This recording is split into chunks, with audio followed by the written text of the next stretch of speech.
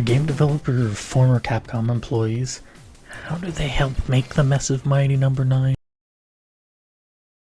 Anywho, Inti creates, also known for their Gunvolt games, Mega Man Zero, Mega Man ZX, and the Blue Bombers 9th and 10th installments.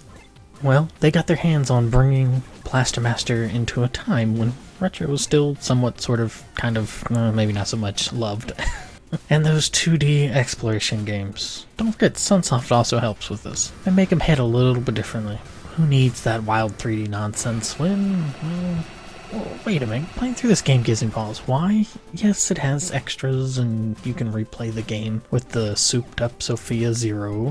Those are nice touches, but this game is at fault for taking the NES Blaster Master game and slapping on a new coat of paint in the style of Turbo Graphics. That's really about it. As somebody who enjoyed the original, going through a new game and having a good idea of where I am going 70 to 80% of the time is a bit insulting and irritating, really. It hampers the idea of an adventure. Sure, there are some new bosses, where you use the Sophia instead, the top-down view, which is a nice touch. A secret area where you must collect everything to unlock it, or you get the bad ending. But when that's a fraction of the whole game, it kind of chaps my ass. I'll also go out on a limb and say the translation is not too good. Not so much in the translation itself, but how they were phrased. The phrasing, the sentence structure, the word selection comes off as very direct, so the dialogues and interactions sound very stiff, almost too wooden. The music isn't bad, but lacks the earworm melodies of the original.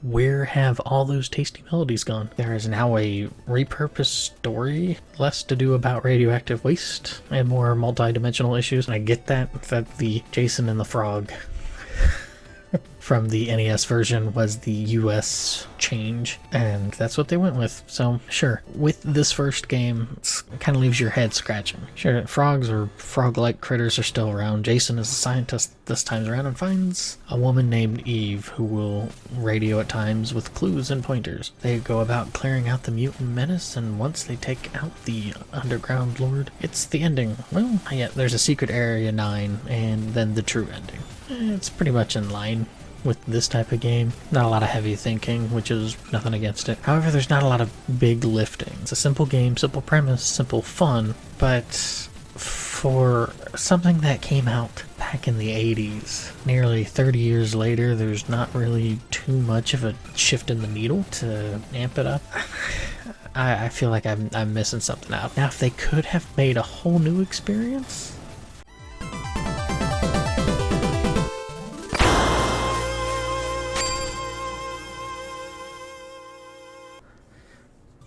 oh, what?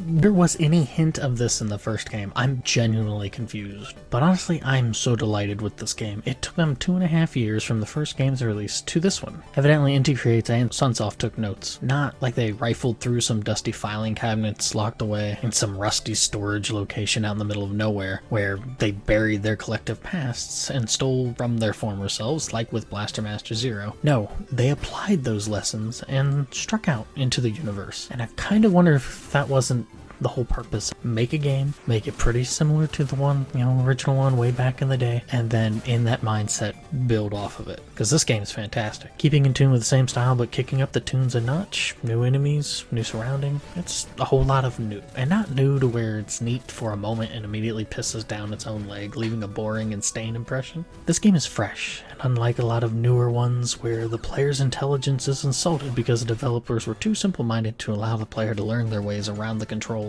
or think so lowly of players they need to hold their hand for hours on end. This game gives you some pointers here and there and drops you off. Also, the translation comes across a lot less clunky and more fluid. Nice. Slam, boom, let's go. Jason and Eve rocket off into space shortly after stopping the mutants plaguing Earth, as the pair, along with Fred the Frog drone, venture through the final frontier to get to Sophia, Eve's home planet. Why? Well, in Blaster Master 1's true climax, yes, I did just say that, Eve had been taken over by a mutant infection, and beating the baddies wasn't the cure. So they're off to Sophia for one, in a new tank called the Gaia Sophia. G-Sophia, as it is referred to in-game, tones it down with the firepower for its cannon, but it has some new tricks, like a drill smasher.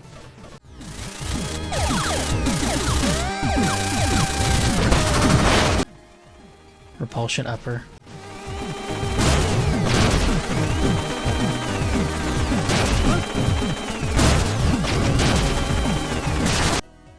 and impact wave.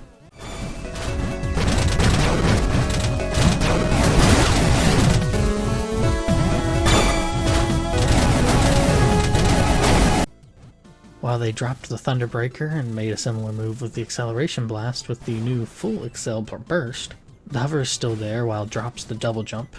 Instead, G Sophia will get an ability to cling to walls and wall jump, which is pretty neat. Also, due to how the tank was built, slamming into the ground from high jumps recharges SP or taking damage. It's a nice touch and keeps the game active instead of having to farm or wait for the G Sophia to recharge. The tank also loses its color and all its firepower if you drain all of your SP, which in story works as Eve is using some of its energy to keep the mutation at bay. Jason also gets some neat new tricks. His blaster is recalibrated. The same mechanic from Blastmaster Zero is here, where you have to charge up your gun with power-ups that you can lose after taking damage, but the gun offers some different shots that can combine with elemental bombs for neat effects, but can require a bit of a setup to get it working. However, with experimenting, or if you're bored looking it up online or something, you can get a lot more bang for your buck. Where Blastmaster 01 leans so heavily on pretty similar to the original, even down to where the most powerful attack was all you needed, Blastmaster 2 has a plethora of methods for Jason to fight. Most importantly, you don't have to lean on the most powerful option. Sometimes the bosses can be punked by a different one, including a counter to tackle foes, and it is needed. Not only that, but by getting rid of the OP turret from Blastmaster 01, the Jason parts are that much more fun, like rivaling the fun using G Sophia, which is cool. The tank is awesome. But Blastmaster and Blastmaster 01 felt a bit like Metal Max and Metal Saga, where it's all about the vehicles. By giving Jason more toys to drop mutants, Blastmaster 2 elevates the style of game to new heights. What all this ends up doing is that there's a rebalancing with how this game is structured. Sure, it's still segmented into areas, this time letters instead of numbers, but it's space-trapped, connected by dimensional tunnels. You can't simply slide through one area to another. Keys generally have to be found. Also, most areas have either a planet or a giant ship and a few planetoids, which their locations must be found and are not immediately accessible. Where the larger locations have unique environments and tunes, the planetoids are collectively similar and are quite a deal smaller than an area's main attraction. Also, to add to it, all is not well across the universe, as the first planet is more of a loose collection of space rocks, and more issues as the mutants have been causing havoc across the stars. Jason and Eve, through needing to speed along, will go through these areas and meet other living people, and they have their own metal attackers, or tanks, or vehicles. You'll see in a moment. There are 4 new pilots and 3 new assistant droids to get to know. Some new designs and a ship, and some fights through misunderstandings and or possibly true malice. Now, one area's main section is an immigration ship from Sophia and has been wiped out by the mutants. I bring this up because the other planets, the other characters, all have some neat connections and tethers to Sunsoft properties. Planet Flosante, while no other pilots are encountered here. First off, a cool first stage. I get the vibes of that first stage from Bloodstained Curse of the Moon 2. Theme of the new planets begins. Flosante is Esperanto, which certainly has a noble goal with quite a history, and that's for an entirely different video. Anywho, Flosante means floating, which pins the tail on this donkey of a planet, and I mean that in the most lovingly way. Also, the tune's not bad. Planet Montage, I think I said that right, has a good deal. More. Montage in Esperanto means mountain, and that is on point. This is also the first place where another pilot is met. That's Gonbe, who you fight outside of the tank.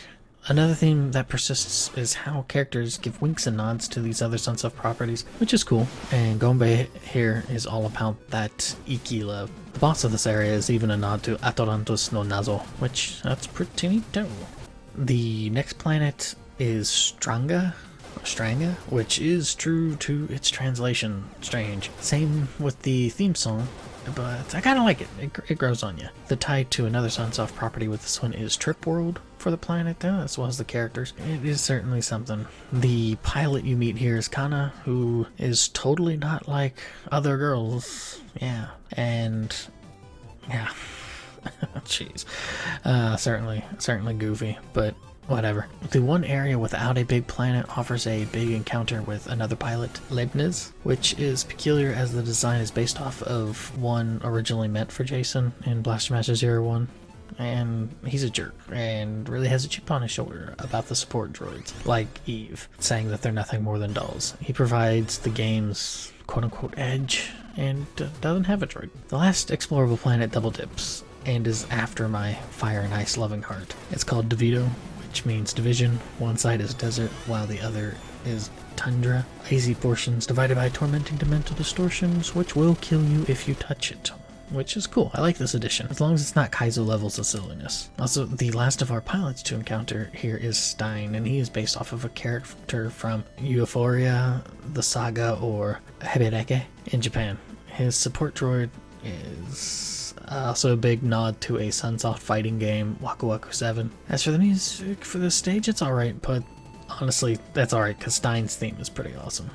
With all this built up and all the keys found to get to these new areas, Jason and Eve will be close to the end of their journey, and the biggest mutant yet shows itself in this creepy Lovecraftian fashion, or Junji Ito. A lot of nods to Hellstar Remina here. Either way, creepy, and the coloring gives me Majora's Mask vibes. Here's a bit of a letdown with Planade G, considered the final boss. It's an interesting fight. At first, you need to pay attention while dealing with swarms of baddies. The new tank mechanic for this game, where you slam into the ground to recharge your SP, that's how you damage and defeat it. A neat tie-in, but it makes it a bit underwhelming and leads to slap in the face of a bad ending. And here, like in Blaster Master Zero One, there is a good and bad ending, but the good ending for this game is a lot easier to unlock. Help out the other pilots not named Leibniz. I'm never gonna get that name right. Collect their emblems, which altogether honestly takes roughly 20 minutes or so to figure out and do. Then take out Planade G instead of a bleak ending that cuts back to the game's main screen. Eve digs deep and becomes a hero in her own right. That's right, the last area on the way to the true ending shifts gears and you control Eve, who lacks firepower and a metal attacker. Fun. Actually, I liked it. It's tough, but a proper challenge, and though Eve has this short attack that doubles as a purifier and can push heavy objects, she does have an ability to slow down time. Eventually, she'll find an entirely different metal attacker called Andrea, which nods to previous Blaster Master games, and this tank is a bit stripped down, gains SP through water, and plays like Sophia III from the first game.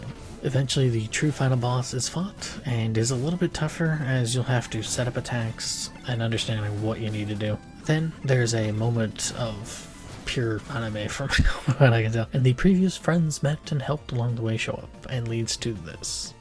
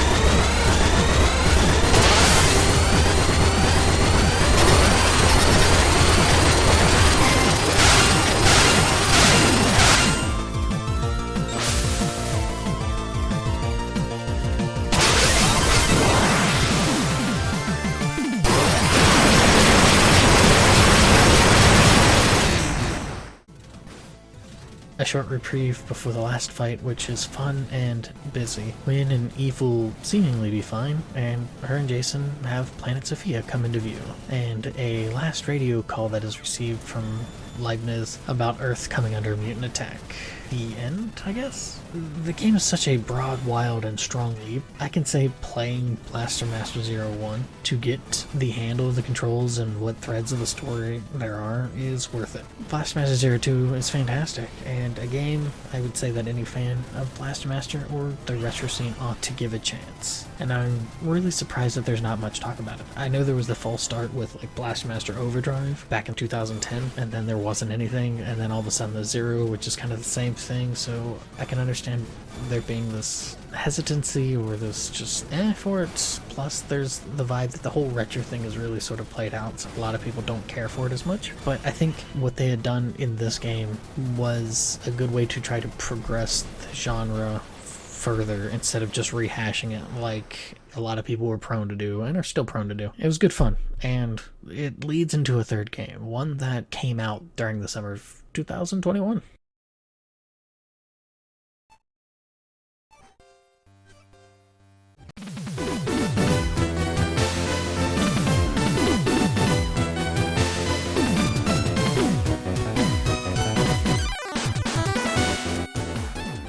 Well, this is certainly a shift. First game covers Earth, second game has fun ferrying through space, and the third one is on the place where it all started, sorta. It partially takes place on Sophia and its satellite Nora, and blasting out of the gate, Jason will tango with Kane Gardner, with a slight slide back into clunkier dialogue, and here's where we get blindsided. Blastmaster has some peculiar notes. For one, they tweaked the US version for a different story, Jason and his pet frog, yada yada yada. However, the Japanese version, it's technically a sequel to Robo Warrior, which was by Hudson Soft and Icom. Okay, and Blastmaster was done by Sunsoft and is called Chowakusei Senki Metafight, or simply Metafight, and the plot is a bit different. It takes place on the planet Sophia, and the Science Academy of Nora, Sophia's satellite, makes the metal attacker to fight against the Invem Darkstar army invasion. Sophia the Third is piloted by none other than Kane Gardner. That's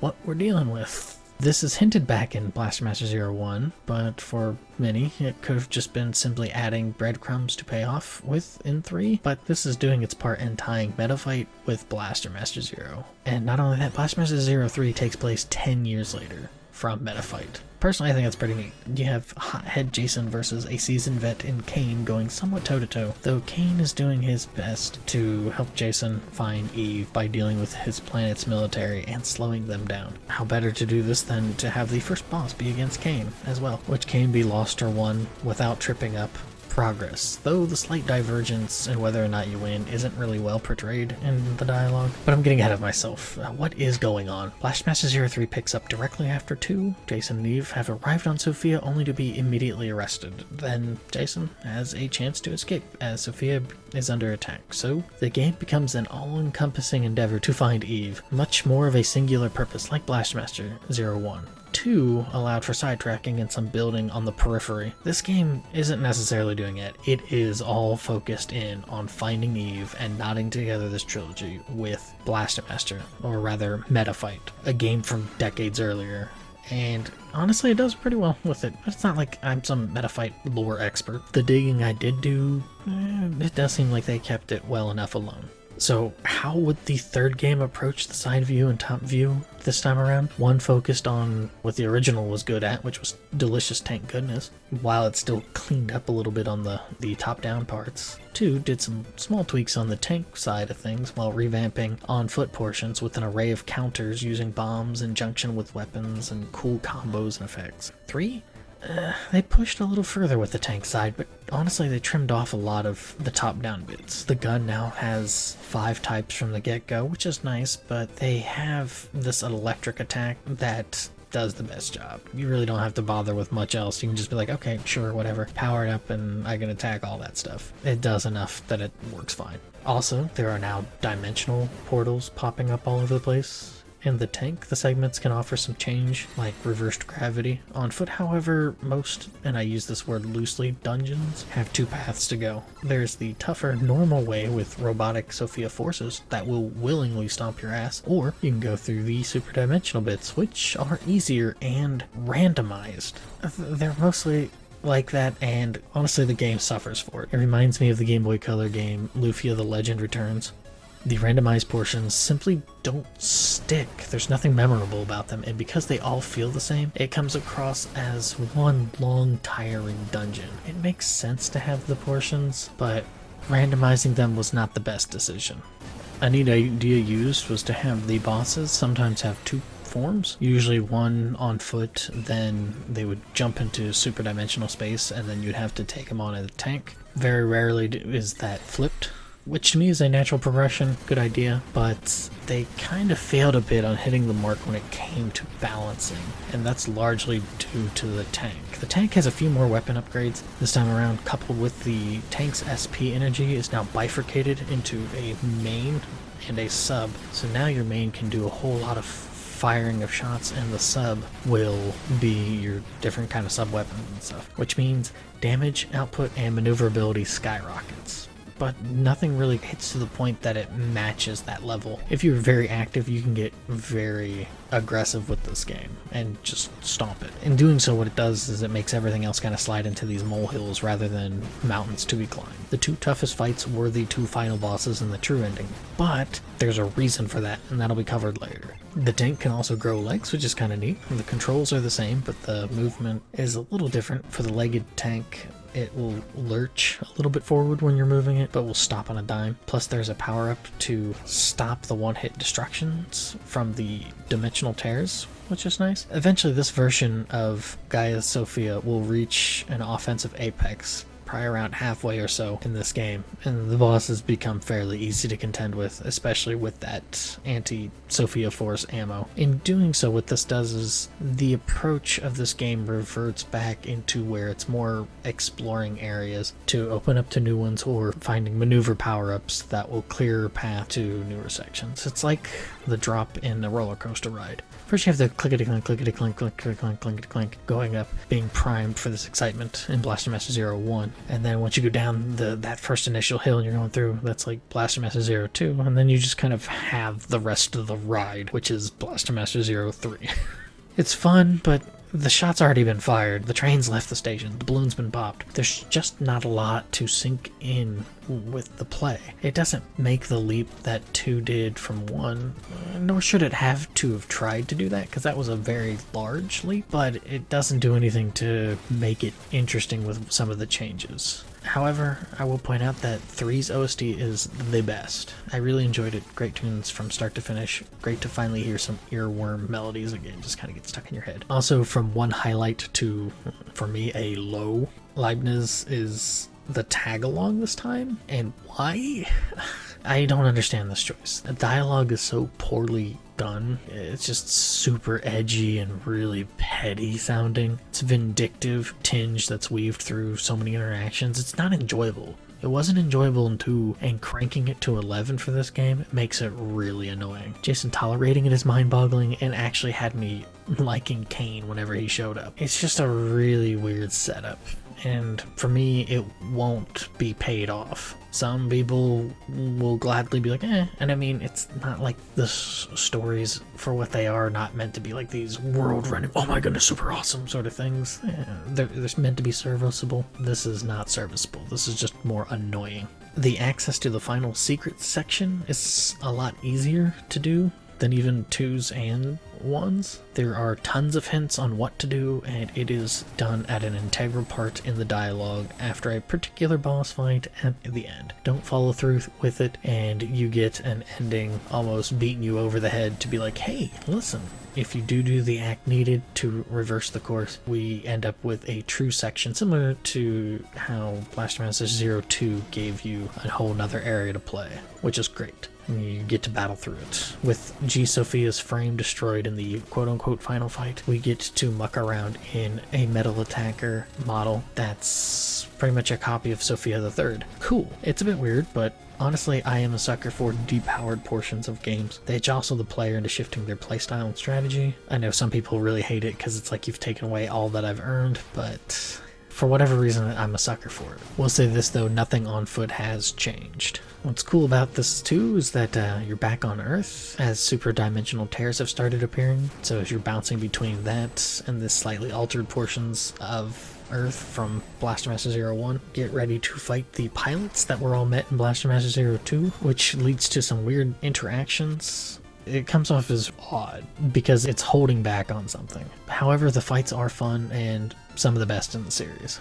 It builds up, and then once you get to the penultimate fight, which is with Leibniz, it's revealed that he is actually a woman. Doesn't excuse the edgy Lancer attitude.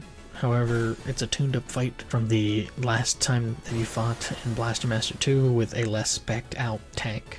It's a great fight, phenomenal tunes. You really have to get it down and understand what's going on. And the last little portion, the desperation mode's pretty fun. It eventually comes down to the final fight, and another reveal, which is that you have actually been playing Kain this whole time. Truth be told, the reveal shouldn't come as much of a surprise after fighting Gombe, because he reintroduces himself and it comes off as really stilted, so you're like, oh. And he even mentions Atlantis and stuff, which is a nice nod. By that point, you should have been like, okay, yeah, this is totally Kain. They've just been hiding it back on you. And they do this because the true final boss is actually a toss-up. It will allow you to pick between Kain or Jason. And that's cool.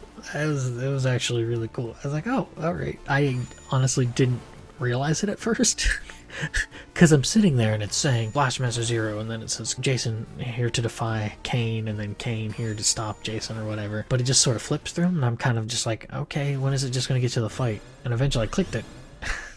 And I clicked on the Jason one first without realizing it. If you do pick that one, it is a super easy fight because the Sophia is now a newer model, and it's the J1 because Jason made it. And it's also a bit of a nod to some of the other Blastmaster games, particularly a J7. The fight's a breeze. It's laughable because you can just shield yourself in one of the sub-weapons and then just unload on them. However, if you pick Kain, the Kain fight takes a little bit to learn, but it will get a little bit easier as it goes. Plus, depending on the random selection of sub-weapons that Jason picks, it can make the fight really easy. I think that's the one that I uploaded. That's the one that I got. It gave me a super easy pattern on that, but it's fun and the best tune. My favorite. There's some other ones that are really good, but this tune it's a great tune. The story gets weird. Kain admonishes the pair for having kids but can't raise them, and also that Leibniz is being entrusted to raise them, because that seems like a smart choice. I mean, granted, things might have changed in the time period, but I don't know about that. I mean, why is it that I'm siding so strongly with Kain? I mean, cool that he's the OG, the vet, but I've been playing as Jason or Eve for 3 games, and then they went silly. I mean, they stuck to character and stuff, but it's just, I don't know. It's weird. Or I'm old. Whatever. Bigger point still, they mentioned lightning beings, who are the mutants who are still opposing their new queen.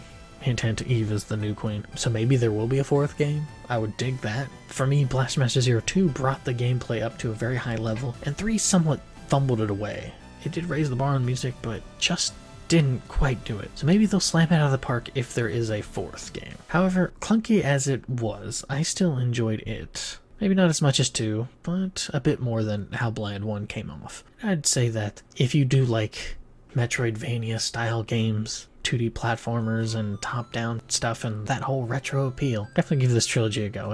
I think it's worth it.